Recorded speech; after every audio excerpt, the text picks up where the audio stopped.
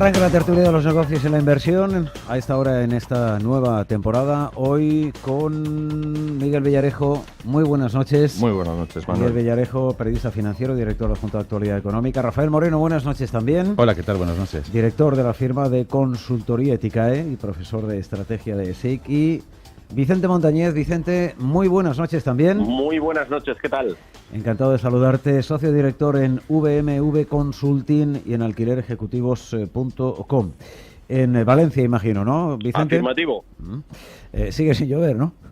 Sigue sin llover, sigue sin llover. Qué barbaridad.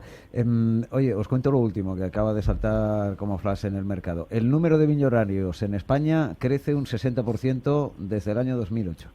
Claro, ¿cuánto ha subido la bolsa desde el 8? Pues ahora mismo no tengo el dato. Claro, pues míralo porque es eso lo que básicamente lo que está pasando. O sea, calculan el patrimonio en valores mobiliarios fundamentalmente, y entonces si la bolsa sube mucho, pues suben, y luego cuando baje desaparecerán millonarios. No, y pero luego eso no se dice. Claro, pero y luego volverán a subir y bajar, pero no es un dato alarmante. Vamos a ver, esto es un dato que le encanta muchísimo. Para Pablo Iglesias. Este es un dato que le encanta mucho a los marxistas, porque según los marxistas lo que es malo que haya millonarios. Claro, es malísimo. El capitalismo consiste es malísimo que haya otros millonarios. Otros millonarios, que hay algún trotskista que lo es. Claro. No, el problema es que a base de succionar la plusvalía a los trabajadores se van generando las grandes fortunas. Entonces es un indicador. Porque, yo no lo sé, no lo he constatado, pero Maduro creo que es millonario. Sí, bueno, pero si es que la teoría... En sus cuentas fuera de Venezuela. Todo esto de Marx, el propio Marx en su momento se dio cuenta de que no funcionaba así, y entonces empezó como Ptolomeo, ¿sabes?, que creaba ciclos, epiciclos y tal para tratar de reproducir el movimiento de los planetas mediante, pues Marx teorizaba que había fuerzas que de momento y de forma temporal estaban conteniendo las fuerzas históricas, pero bueno, esto siguen con el mismo rollo. Entonces cada vez que sube el número de millonarios porque la bolsa ha subido, pues entonces dicen nada, y la desigualdad aumenta, etcétera, etcétera. Claro, esto dirán que tiene mucho que ver con la corrupción del Partido Popular. Bueno, sí, con Bárcenas. Mezclar churras con merinas, estamos viendo todos los días, eso está claro. Pero claro, dice, España ocupa el 14º puesto en el ranking mundial de países en cuanto a población millonaria y el 7º en Europa. Pues eso, que debería ser de regocijo y resulta que es como de vergüenza, ¿no? O sea, qué cosa tan barbaridad. Hombre, sí, hasta nos molesta que el vecino tenga un Mercedes. ¿Cómo no nos va a molestar que el vecino se ha hecho millonario? Estábamos haciendo una lectura política y vamos a entrar en la lectura social, antropológica, de la personalidad del español. Sí, no te olvides que los políticos son también personas, sin duda. Vicente. Sí, efectivamente. Fijaros, yo estoy diciendo esto por poner una nota jocosa. Recuerdo en una ocasión un cliente que nos pedía una valoración de una compañía y claro, pues uno siempre tantea y dice, oiga, ¿y más o menos qué piensas que vale tu compañía? Y me acuerdo como muy rotundamente dijo, mira, yo por menos de 3 millones no lo vendo. Claro, yo me quedé así, digo, 3 millones, este señor creo que es recordar que tenía un 50%, un 40%, ¿no? Y le pregunto, ¿no? ¿De 3 millones en base a qué? Y me dice, vamos a ver, porque le tocó 1,5 millones en la lotería o a un cuñado mío y mi mujer no es menos. O sea, esto lo que pone manifiesto es un poco hasta qué nivel llega la envidia y este tipo de planteamientos, ¿no? Bueno, pues no deja de ser la anécdota, claro. Bueno, que la riqueza de las grandes fortunas el año pasado registró un repunte del 5,5%. Obviamente, con el crecimiento económico, es normal. Si las grandes fortunas tienen que ver con empresas o con industrias que están en todos los sectores que están creciendo, pues disparadamente, como no puede ser de otra manera, gracias a Dios, desde hace 2 años, pues obviamente que tener un capital en esas compañías, pues crece su fortuna, obviamente. Tampoco es una barbaridad, las cosas como son. No, es un crecimiento razonable. Estamos hablando de 5,5%. La mayoría de ellos invierte a través de SICAP en renta variable, con cierto riesgo. 5,5% tampoco es que sea, ¿no, Vicente Montañez? Con los tipos como están, pero bueno. No, claro. Yo creo que todos los parámetros que estamos dando, es decir, el 14, pues está bastante acorde con lo que es la la economía española, es decir, el 5,8 que estás comentando, pues tampoco, o 5,4 tampoco es extraño, ¿no? Y máxime además cuando yo creo que también es verdad que en esta crisis, como decía Rafael, yo creo que se han hecho muchas cosas bien. Pensamos que en los últimos 5 años hemos incrementado las exportaciones de las empresas españolas y sobre todo muy posicionado en el entorno PYME un 58%, con lo cual es bastante razonable pues que estos datos pues se hayan producido en la economía y además es positivo, es decir, estos son las noticias que gusta escuchar, por más que a alguno le pueda fastidiar, pero esto en definitiva son indicadores de salud económica y de los que estamos muy necesitados todos, ¿no? Y de salud mental, el que nosotros digamos que nos encanta que haya millonarios a pesar de nosotros no serlo, dice mucho a nuestro favor. Pues sí, oye, el que tiene la capacidad y fenomenal, ¿eh? Claro, pero chapó, si es que, porque, oye, hay mucha gente que tiene dinero y lo pierde rápidamente. Claro, no. ¿Cuántos hay a los que les ha tocado la lotería, Miguel, que, en fin, se han ido a la ruina a los 2 años? El otro día leía un dato en uno de estos libros de autoayuda que decía que a los... No, pero que bueno, era un dato para demostrar que efectivamente Miguel, leyendo el libro de autoayuda. Sí, yo leo mucho de eso. ¿Qué hacías tú leyendo el libro de autoayuda? Por favor. Bueno, es un género, es un género. O sea, hace un momento nos habla... Hace un momento nos habla de Ptolomeo. No, yo siempre he respetado a don Miguel y le llamo don Miguel, pero me temo que se ha caído del caballo. Se ha caído un mito. Bueno, pues lo que decía es que a los 10 años la gente a la que le toca la lotería, la mayoría de la gente está en la posición en la que estaba antes. Es decir, y también, o sea, el dinero, no digo que el dinero vaya al dinero, pero que el hacerse rico es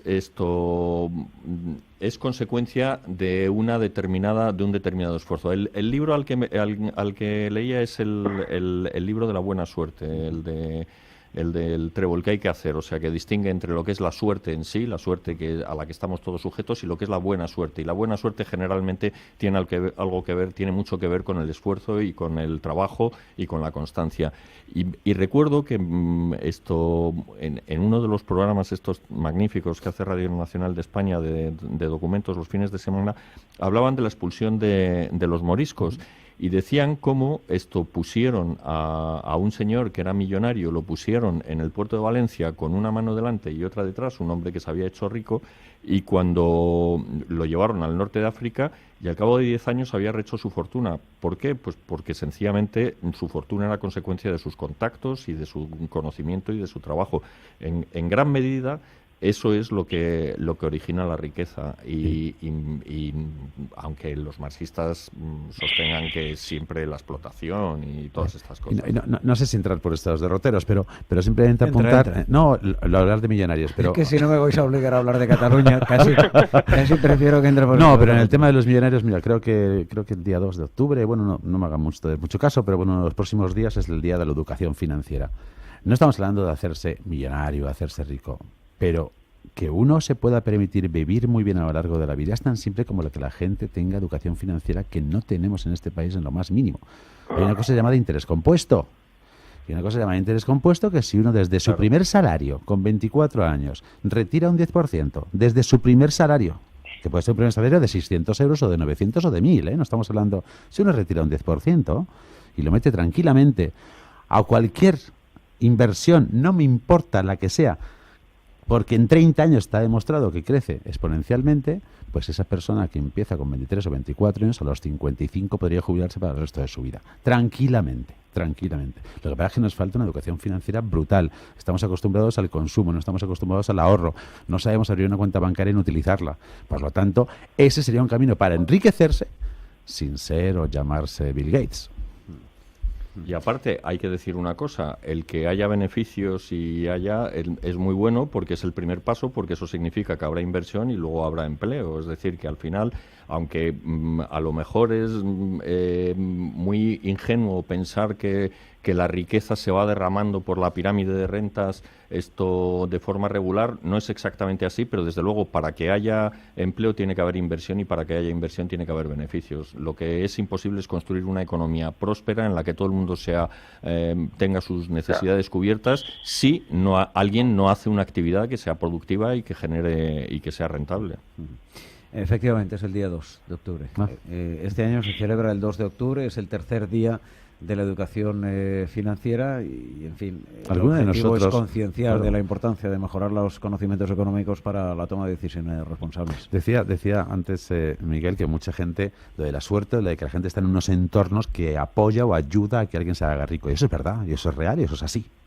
Y por eso hay gente que está en ciertos estratos o clases que les cuesta mucho más trabajo. Eso es una realidad, eso es obvio. Pero uno de los caminos realmente y una de las bases fundamentales de todos aquellos que se han hecho ricos a lo largo de los años, y no hablamos de un rico pelotazo, etcétera, hablo de ricos serios que han ido transformando familias y desarrollándose familias y que luego los hijos mantienen esas riquezas, es simplemente por estar educados financieramente. ¿Dónde tengo que invertir? ¿Cuánto puedo gastar? No gastar más de lo que ingreso, no meterme con tarjetas de crédito hasta el cuello. O sea, una serie de cosas básicas y fundamentales que si simplemente se llegaran a cumplir, uno no dice hacerse millonario, pero insisto, como he dicho antes, si uno empieza con 20 y pico años, a los 55 se jubila para toda su vida. Y sin embargo, desgraciadamente no lo hacemos, y me incluyo, porque no hemos sido educados en esa, la mayoría, pues en esa educación financiera que es básica y que es toda esencia del rico. Y cualquier rico, hablo del rico, insisto, el rico serio, el rico, todo rico te lo dice y todo rico te lo comenta. Esa educación financiera es básica. Si alguien quiere que sus hijos sean ricos, que les eduque financieramente. No, y además hay una cosa clara. Para ser un inversor, primero tienes que ahorrar. Y para ser un inversor, primero tienes que aprender a ahorrar. Y la diferencia, por ejemplo, de España con muchos países europeos, yo creo que alguna vez lo hemos comentado aquí, es que en los países de nuestro entorno, el día 1 o el día 2, una vez que te han ingresado la nómina, pues retiras lo que tú dedicas al ahorro. 100, 200, 25, 50 euros, lo que sea.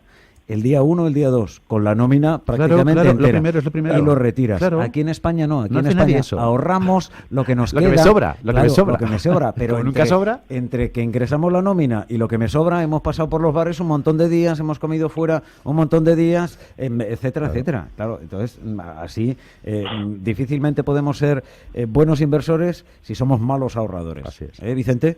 Sin lugar a dudas, sin lugar a dudas. Estoy totalmente de acuerdo absolutamente con todo lo que habéis planteado, pero incluso yo también haría una apreciación en este tema, y no es solamente que estamos habituados a que se estimule el consumo y el gasto dentro de lo que sería las unidades familiares o lo que serían los propios individuos, sino también habría que revisar la fiscalidad de las empresas, donde en muchas ocasiones se ha premiado fiscalmente el gasto frente a la inversión o frente al ahorro propiamente dicho, para generar menor dependencia bancaria, etcétera, etcétera, y un mayor posicionamiento como compañía. O sea que esto es un mal en general endémico de toda la sociedad española, Claro, no. De hecho, en los años previos a la crisis estaba mal visto no tener deuda. Y cuando Acciona lanza la OPA la contraOPA sobre Endesa, uno de los motivos por los que la lanza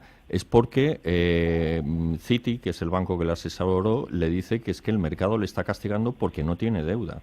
Y evidentemente tú, es verdad que si te endeudas un poco y te apalancas un poco, puedes obtener una rentabilidad mayor. Pero claro, es una rentabilidad que cuando las cosas van bien se traduce en que es como... Beneficio, sí. Claro, en beneficio, pero claro, cuando el mercado se da la vuelta, pues te encuentras con unos ratios de apalancamiento que son inmanejables, lo cual nos lleva al informe del Banco de España sobre las consecuencias de la secesión en la economía, porque ese es básicamente nuestro problema. O sea, nosotros hemos estado creciendo de forma muy saludable y muy buena, pero seguimos teniendo puntos débiles. Entonces, esos puntos débiles fundamentalmente es la deuda acumulada en los últimos años, tanto la pública como la privada.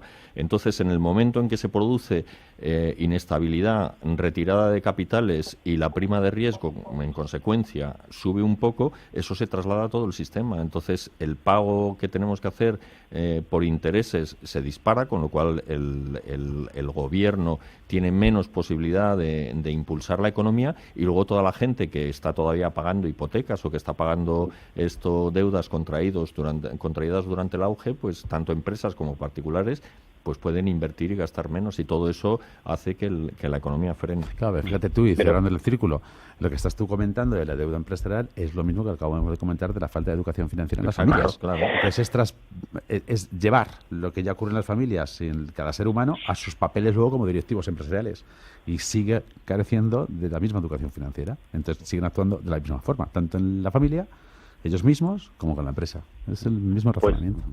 Pues Rafa, ya cerramos, si te parece, el círculo, y yo ahora diría que exactamente lo mismo sucede con las administraciones y con nuestros gobernantes. Sin duda, estamos hablando de deuda, es la esencia del ser humano. Y fijaros que la única, es decir, mientras que en estos años de crisis se ha contenido la deuda de las familias y se ha contenido la deuda empresarial, la única que ha subido hasta posicionarse en un 15% del total de la deuda bancaria es precisamente la de la administración pública. Bueno, y venían datos de que por fin ya el tema del déficit parece que se está arreglando en relación al PIB. Entonces, no, pero hablo de deuda bancaria suscrita por las administraciones públicas. ¿Qué ha crecido? Ha crecido hasta un 15%, claro. Esto es como consecuencia de la deficiencia de la falta de capacidad de financiación y de endeudamiento por otras vías de las comunidades autónomas, ¿no? Lo que está claro es que sea o no sea por el asunto este de Cataluña, que de momento en los mercados tampoco se está reflejando demasiado. Algo sí, lo analizábamos antes con Javier Martín, analista financiero. Bueno, pues el selectivo lleva una dirección contraria al resto de las referencias continentales, lo que quiere decir que algo hay ahí.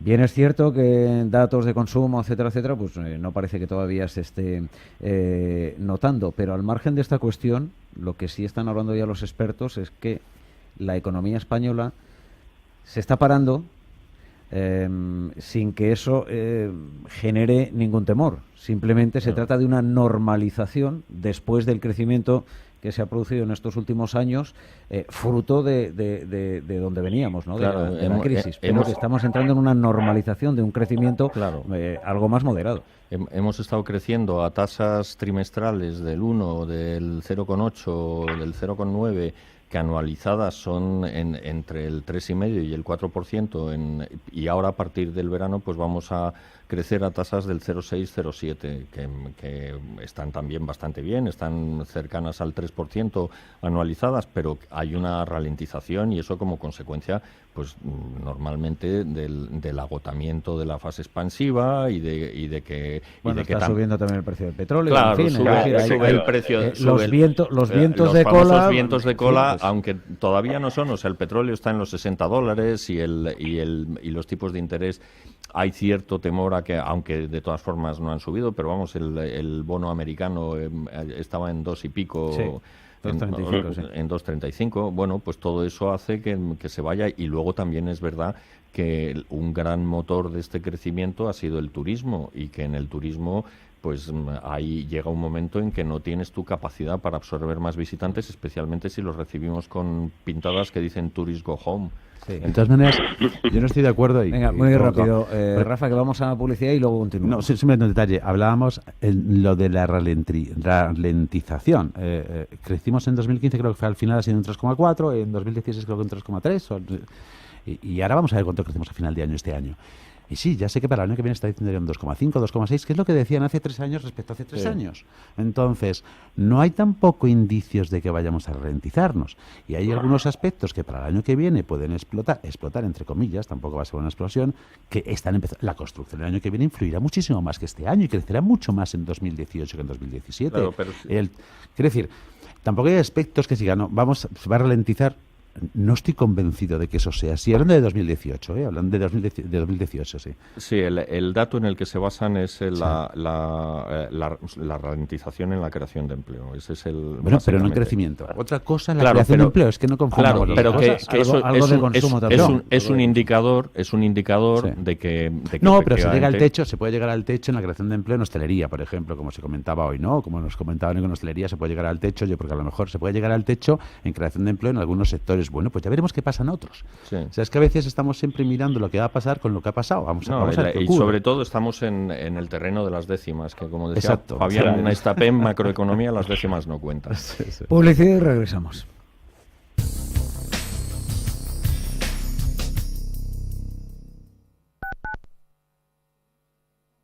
Mapfre Gestión Patrimonial, la plataforma con más de 15.000 fondos de inversión para que elija los productos que más se adecúen a su perfil. Solvencia, seguridad, diversificación e independencia. Reciba de nuestros especialistas las mejores recomendaciones según su inversión. Mapfre Gestión Patrimonial, su gestor global de confianza. Mapfre, colaborador de Alicante, puerto de salida de la Vuelta al Mundo a vela. Restaurante Samarcanda. De lunes a viernes de 9 a 12 de la mañana, los mejores desayunos personales o ejecutivos al precio único de 9,35 euros, IVA incluido. Restaurante Samarcanda. Estación Madrid Puerta de Atocha, con vistas al jardín tropical, parking y wifi gratuitos. 91 530 97 46. Restaurantesamarcanda.com. Entre tú y yo, ¿te gusta la música, leer, viajar, el deporte? Entre tú y yo, ¿te gustaría conocer mejor a tu artista preferido? Entre tú y yo, hay una manera desenfadada de pasar los sábados. Si quieres descubrirlo, tienes una cita en Radio Intereconomía a las 2 de la tarde con Paula Pérez Salazar. Ya sabes, los sábados, en Entre tú y yo, lo que tú quieras. La que está cayendo. Uf. ¿Tú crees que hará bueno este fin de semana? No sé, Paco, míralo en tu tablet. Ah, sí, claro. Ay, se me ha ido la niña de Erasmus a Roma. Echo de menos su sonrisilla. Yo con la tablet veo a Pablo y hasta me ha enseñado el apartamento en el que se aloja. Ay. Mujer, que hay que estar al día. Tu tablet y smartphone te ayudan, pero tienes que saber cómo. Sácale el máximo partido a tus dispositivos e inscríbete ya al curso de utilización de tablets y smartphones en nivel básico o avanzado impartidos por el Club de Amigos de Intereconomía. Más información en el 91 616 24 64 o en club@intereconomia.eu.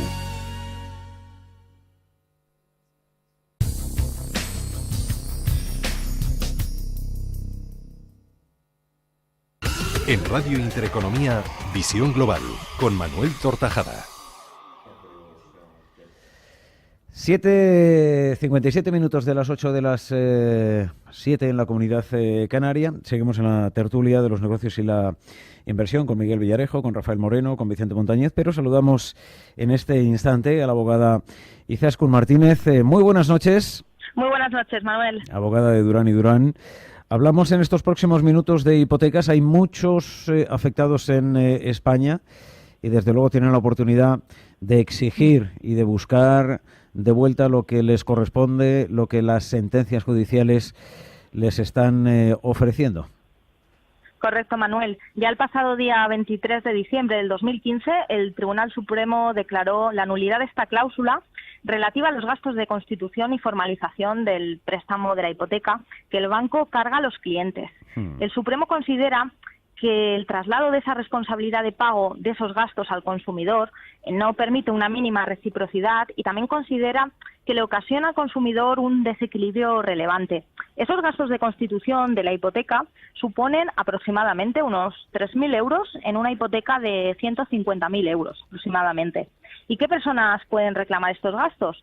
Pues pueden reclamar los gastos todas aquellas personas que tengan vigente su préstamo de la hipoteca, incluso todas aquellas personas que ya hayan terminado de pagarlo hasta 4 años antes, contados a partir del pronunciamiento de la sentencia del Supremo. Es decir, la sentencia del Supremo es de diciembre de 2015 a partir de diciembre de 2011. Es decir, el hecho de que ya se haya pagado el préstamo de la hipoteca no es razón para no reclamar la devolución de esos costes que debían de correr a cargo de la entidad bancaria y no del consumidor.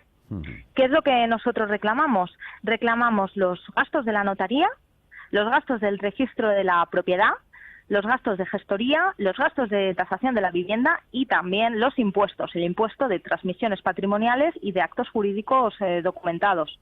Para reclamar estos gastos solamente necesitamos la escritura del préstamo y aquellas facturas que reflejen el desembolso realizado pues por los clientes. Es preciso también recalcar, Manuel, que hace tan solo 2 días el Juzgado de Primera Instancia número 28 de Barcelona ha condenado a CaixaBank a devolver a un cliente las cantidades abonadas en concepto de gastos de notaría, de registro, de gestión y así también como las pagadas por el impuesto de actos jurídicos documentados. En total, le ha condenado a pagar al banco 5.237 euros más los intereses legales del dinero y además hacerse cargo a la entidad financiera de las costas del proceso. En este caso, pues el demandante firmó un préstamo con CaixaBank que incluía esta cláusula en la que se le atribuía al cliente el pago de los gastos de la hipoteca. Es preciso también mencionar que el 99% de las hipotecas constituidas en España conllevan esta cláusula abusiva que atribuye al consumidor, al hipotecado, el pago de todos los gastos. También recalcar que es muy sencillo la reclamación de estos gastos. Simplemente tienen que recopilar las facturas, el préstamo de la hipoteca y, bueno, en caso de que necesiten ayuda para recopilar esta información, nosotros nos encargamos también de hacer el requerimiento a la entidad financiera. Hay mucha jurisprudencia ya que está dando la razón al consumidor y están devolviendo no solo los gastos de gestoría, de notaría y de registro, sino también aquellos gastos del impuesto de transmisiones patrimoniales y de los actos jurídicos documentados.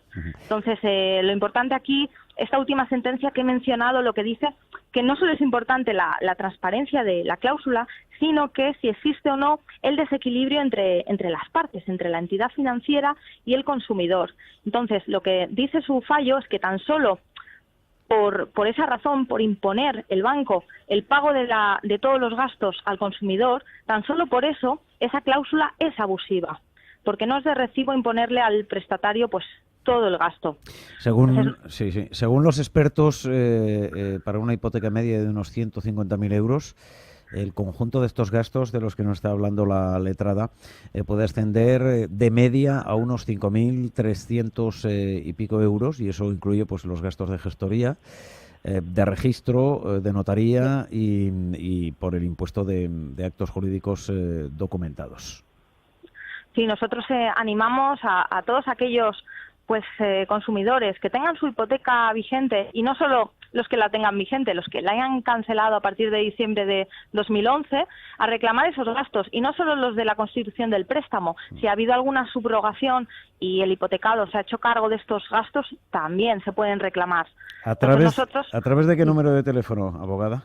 Quedamos a disposición de estos hipotecados y de los consumidores o cualquiera que necesite apoyo legal en nuestro teléfono, que es gratuito, el 983 30 20, en nuestra página web también a través de nuestro formulario, las www.duranyduranabogados.com, y en el correo electrónico de don Manuel, mtortajada@intereconomia.com. No dejen de reclamar lo que es suyo.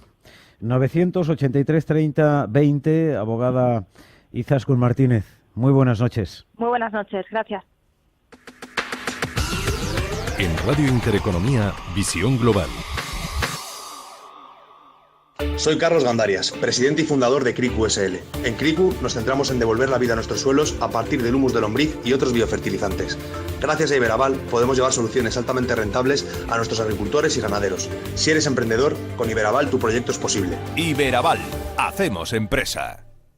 ¿Es usted accionista del Banco Popular y se ve ahora con su dinero injustamente perdido? ¿Le están diciendo que ya no hay nada que hacer?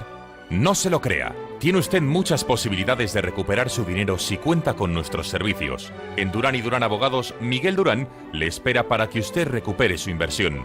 No lo dude. Llame al 983 30 20 y recuperará la esperanza y su inversión. 983 30 20. Durán y Durán Abogados está a su servicio. ¿Está harto de que le hagan esperar por teléfono? ¿De que no le expliquen las ventajas de contratación en su seguro? Puede contar con Incos. Le damos un trato personalizado y le ofrecemos un ahorro en su seguro. No espere más y llame a Incos. 91 032 69 47. 91 032 69 47.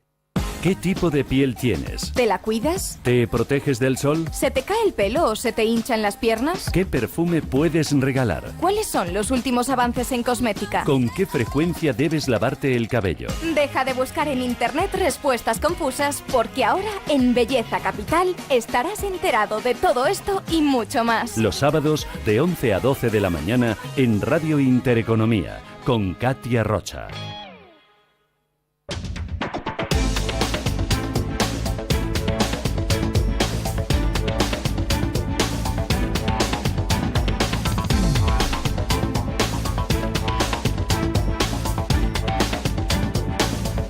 Seguimos en la tertulia unos minutos y luego ya saludaremos al becario y a Fluger en el Carajal político. Al margen de la economía que estábamos hablando, hay un asunto del que me gustaría conocer vuestra opinión o reflexión. Es la posibilidad de que Amazon pudiera comprar Carrefour, que es el rumor que en estos momentos hay en los mentideros de los mercados, u otra cadena similar a esta, como ya hizo en su momento con Whole Foods. Esto, lo contaba ayer Javier García Viviani en Cierre de Mercados, genera cierta alarma y hay hoy pues en la prensa algunos análisis, ¿no? Porque, en fin, si Amazon entra en lo que es la distribución de productos básicos, en este caso alimentación, etcétera, podría bajar los precios, evidentemente, y eso podría provocar una caída de toda la cadena, al margen de que estamos hablando de un sector del gran consumo que utiliza mucha mano de obra. A ver, Moreno. Hay varias lecturas. Eso es una posibilidad. Pero como todas las posibilidades en procesos de integración vertical en cadenas de valor o con todos los procesos de concentración empresarial o incluso de diversas industrias, aquí es una industria por un lado de e-commerce y es una industria por otro lado de alimentación minorista. En todos este tipo de procesos a lo largo de la historia, a corto plazo podría llegar a ocurrir eso. Y a corto plazo podría llegar a ocurrir una serie de distorsiones en esa cadena de valor y haber guerra de precios y entonces presionar más a los proveedores, etcétera. Pero casi siempre se demuestra que a medio y largo plazo estos procesos son inevitables y positivos para el conjunto de la sociedad. Y eso hay que tenerlo claro. Acordémonos cuando nace Amazon y por qué y contra quién. Y acordémonos de las librerías Barnes & Noble en Estados Unidos o de librerías que hundió por completo. Claro. Y me meto, pero aquellos que hagamos las librerías o que hagamos los libros o que, pues aquello fue una revolución, aquello todo el mundo se tiró de los pelos, aquello la gente decía cómo era posible que iban a acabar con el mundo editorial, que iban a tener a los escritores como si fueran algo de eso pasado y algo de eso pudo ocurrir. Pero indudablemente tú ahora entras y puedes conseguir cualquier libro que tú quieras del mundo en Amazon en 24 horas. Es decir, al final se pueden producir avances para la sociedad en algún tipo de sentido. Por lo tanto, no hay que ser catastrofista con esto, no hay que ser lo típico pues ya se decía hace 15, 17, 19 años en otros sectores, y es normal, hay dos cosas normales en el mundo empresarial a lo largo de la historia. Uno son los procesos de concentración industrial. Eso ha pasado siempre y siempre pasará. McKinsey tenía en ese caso una media ideal de proceso de concentración en la cual hay un primer player que suele tener un 35-40% del mercado, luego hay un segundo player que suele tener, luchando contra él, un 25-28%, y luego hay otros 2 o 3 discutiendo por ahí. Y no hay más de 5, porque esos 5 lo que permite es un nivel de inversión continua para intentar que las cosas vayan avanzando, un nivel de investigación, de desarrollo, de progreso. Y también hay una competitividad esencial en precios y avanza la calidad del producto. Es decir, en ese ideal de 2 grandes players y otros 3 siguiendo, esos 5 en un nivel de concentración sería el nivel perfecto acorde a McKinsey en este caso. Y todo tiende a eso. Todos los sectores tienden a concentrarse. Entonces, en este caso pasará lo mismo. Y en este caso de concentración pasará que en el mundo de la distribución de alimentos por medio de Internet, esto se va a seguir profundizando. Date cuenta, aquí solo tenemos un 2% de consumo de alimentación en Internet hoy en día. Pero esto va a ir hacia adelante, no va a ser de otra manera. Por lo tanto, esto es imparable.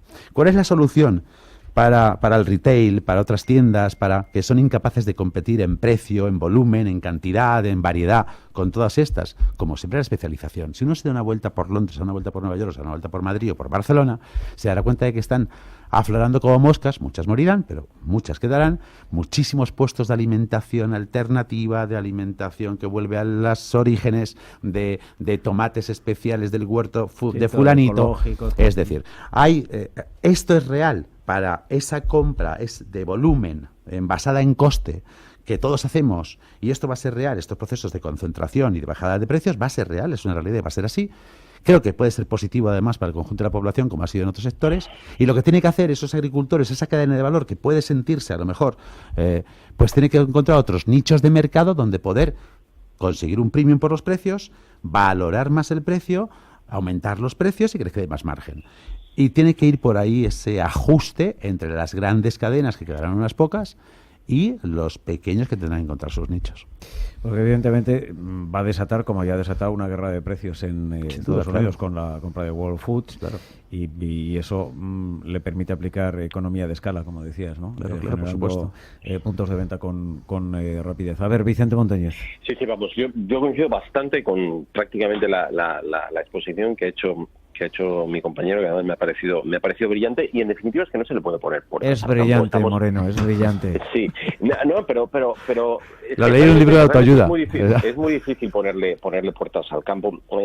Realmente estamos hablando de que en estos momentos el mercado del e-commerce es un mercado que es creciente, que además lo vemos diariamente en cómo vamos implementando todo este tipo de usos dentro de nuestra vida cotidiana, y creo que esto, pues la línea natural es que siga evolucionando, y hoy es Carrefour básicamente pues porque está en una posición más débil, pero bueno, la integración dentro de estas plataformas del comercio minorista pues parece bastante obvia, ¿no? Pero bueno, y en cuanto a lo que comentabas, Manuel, del impacto que puede tener inicialmente puede tener un impacto, pero al final esto es lo mismo que cuando empezamos a hablar de la robotización de determinados procesos, etcétera. Es decir, luego esto lo que va haciendo en definitiva es transformar la forma en la que vamos trabajando y en la que vamos generando valor y en la que vamos generando riqueza, con lo cual, bueno, pues esto pasará y se generarán nuevas opciones, nuevas líneas de negocio a partir de ahí. Tenemos otra también muy importante con todo el tema financiero, donde yo avecino también que va a haber otra revolución importantísima. Bueno, esto es fruto de la evolución, y desde luego yo no seré yo quien le ponga pegas a seguir evolucionando y a seguir desarrollando nuevas líneas de negocio, nuevas integraciones, nuevos procesos de concentración que a la vez aperturicen otros mercados, para nada. Villarejo, sí, fíjate, estaba leyendo ahora que en países como Francia o Reino Unido el porcentaje de compra online en alimentos supera el 5%, y en Estados Unidos no llega al 2%. Ya ves cómo son los... Para que veas. Que lanzados son los ingleses. Sí, los ingleses. Y los franceses, iba a decir otra palabra, pero no. Los franceses son muy modernos, No, yo, sinceramente, todos estos procesos... lo que la historia demuestra es que lo que acaba cargándose el suministro de alimentos es siempre el intento de intervenir el mercado para conseguir unos precios favorables para el colectivo que sea, ya sean los consumidores o los pequeños productores, que son los más ineficientes. Aquí en España, una de las razones por las que el suelo está tan regulado es porque existe la convicción de que la primera utilidad del suelo es la producción de alimentos, y entonces las autoridades tienen que velar porque no se utilice suelo y no se desperdicie. El resultado es que en España, en fin, es un páramo, y a pesar de tener una densidad que es inferior a la mitad de la alemana, pues el suelo es todavía más caro. Yo creo que todos estas horrorizarnos porque Amazon esté intentando entrar en los supermercados o en la distribución, teniendo en cuenta además que lo hace a Carrefour. Carrefour está sufriendo mucho. ¿Y por qué está sufriendo mucho? Por una guerra de precios. Porque Leclerc está ofreciendo sus bienes mucho más baratos. Entonces, no es Amazon el único que intenta Estados Unidos bajar los precios. El comercio, que allí llaman minorista, es decir, aquí grandes almacenes, está sufriendo sobre todo por los costes que conlleva el mantener esas grandes superficies. Pues están volviendo aquí en Europa todavía no estamos en eso, pero ya ha empezado. Ya estamos. Los barrios. En Estados Unidos hay un montón de centros comerciales que han tenido que cerrar porque la gente prefiere ir a comprar a través de Internet. Entonces, todo el comercio está evolucionando y entonces lo que tienen que, como decía Rafael, se tendrán que especializar, y lo que se valora es la experiencia. E incluso modelos híbridos de compra. Una de las cosas que quiere, por ejemplo, potenciar Inditex es que sus tiendas sean como museos, la gente va a ver la moda, pero luego la compra la efectúa en casa a través de Internet, con lo cual pues tú tienes conservas la experiencia agradable que es ir de compras, que es como un showroom, donde uno va a verlo y lo compra. Pero la compra en sí, que es estar a hacer cola y poner la tarjeta, que es la parte dolorosa, pues esa la haces en un clic desde casa. Pues nada, pues, que vendan cerveza, whisky y tal, y entonces vas a ver allí... ¿Tú disfrutas mucho cuando vas a comprar cuarto y mitad de lomo o el embutido? Yo sinceramente, si a mí me dieran la posibilidad... Pero fíjate, es verdad que tú utilizas a lo mejor, compras en Amazon toda la compra del mes y luego disfrutas yéndote a la esquina que te gusta un tipo de fiambre especial, te vas a comprar el queso... Quien pueda, le gusta hacer esas cosas. Y en eso aquí lo hacemos también. Es decir, vamos a comprar al centro comercial, pero luego vamos a la carnicería. Exactamente, un día vas a la carnicería a comprar el pedazo de carne. Y hay carniceros en Madrid, en cualquier otra ciudad de España, que no se quejan, viven estupendamente bien porque tienen su mercado y a esto no le va a afectar a Amazon. Claro, y a mí me gusta ir a comprar fruta, pero me gusta ver el género, pero cuando tengo que comprar toner para la impresora, pues no digo vamos. No lo manipula y dice que claro, es que me da lo mismo. Igual, y el aftershave, y la espuma de afeitar y el detergente, bueno, todo eso, en la medida en que lo pueda hacer desde casa y invierta 2 minutos, pues bienvenido sea. Y si encima es más barato, oye, pues miel sobre hojuelas. A mí me gustaría siempre remarcar que volvemos al principio de la tertulia, que es todo lo mismo. Claro. O sea, no hay que ser agoreros, no hay que escandalizarse con el progreso de la humanidad en cosas que va haciendo bien. Otra cosa es el tema moral, ético, que nos vería Cataluña y esas cosas. Pero en el tema económico, las cosas van bien. Y han ido bien siempre. Por lo tanto, dejemos al ser humano que siga progresando, que las cosas van bien y no nos escandalicemos con fusiones, adquisiciones, concentraciones, siempre que sean desde la libertad de cada uno de los que conformamos esta sociedad. Muy bien, pues nada, os dejo que sigáis procediendo con el día, en este caso ya la noche, que disfrutéis y seáis felices y la semana que viene, pues, en fin, espero poder debatir sobre otras cuestiones que no sobre la semana que viene sabes lo que toca, o sea, la semana que viene va a ser el monotema y además es que van a esperar, probablemente será el jueves o el miércoles o el jueves cuando declare o no la independencia. Aquí estaremos juntos. Claro, por eso te digo que vendremos con el tema calentito. Por eso hoy ni lo hemos tocado. Gracias, profesor. Un verdadero placer. Gracias. Villarejo, gracias. A ti. Buena semana. Igualmente. Moreno y Vicente Montañez en Valencia. Buena semana también allí. Y buen fin de semana. Chao.